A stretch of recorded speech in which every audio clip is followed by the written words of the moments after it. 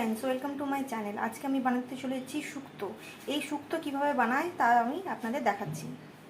এর জন্য চাই আলু, বেগুন, উচ্ছে, পেঁপে, গাজর, এটা কাঁচকলা, এটা বিনস আর এটা পটল। আর মশলার মধ্যে সর্ষে পোস্ত ভালো করে বেটে নিয়েছি। এটা হচ্ছে বড়ি, আর হচ্ছে এটা কালো সর্ষে আর ভাজা মশলা। এবার কীভাবে রান্নাটা করছি আপনাদের দেখাচ্ছি। তেল গরম হয়ে গেছে, এর মধ্যে আমি বড়িগুলো দিয়ে ভালো করে ভেজে নেব। এরপর সর্ষে ফোড়ন দিয়ে দিলাম। সর্ষেটা একটু ভেজে বাকি সবগুলো এবারে দিয়ে দেবো, ভালো করে ভাজা হয়ে যাবে। তারপরে একটু ভেজে নিই নুন দিয়ে, একটু নুন দিয়ে দিলাম।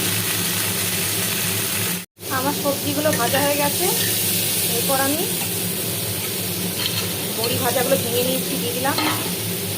আর ওই সর্ষে বাটাটা দিয়ে দিলাম, আর দিয়ে দিলাম জল।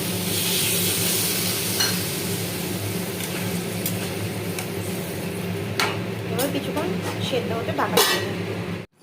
সবজিগুলো সেদ্ধ হয়ে গেছে। এরপরে এতে দিয়ে দেবো একটুখানি ভাজা মশলা আর 1 চামচ ঘি।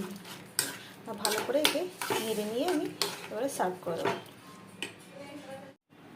আমার রেসিপি রেডি। যদি আমার রেসিপি আপনাদের পছন্দ হয় তাহলে আমার চ্যানেলকে লাইক এবং সাবস্ক্রাইব করবেন। দেখা হচ্ছে পরের ভিডিওতে। Bye bye, tata.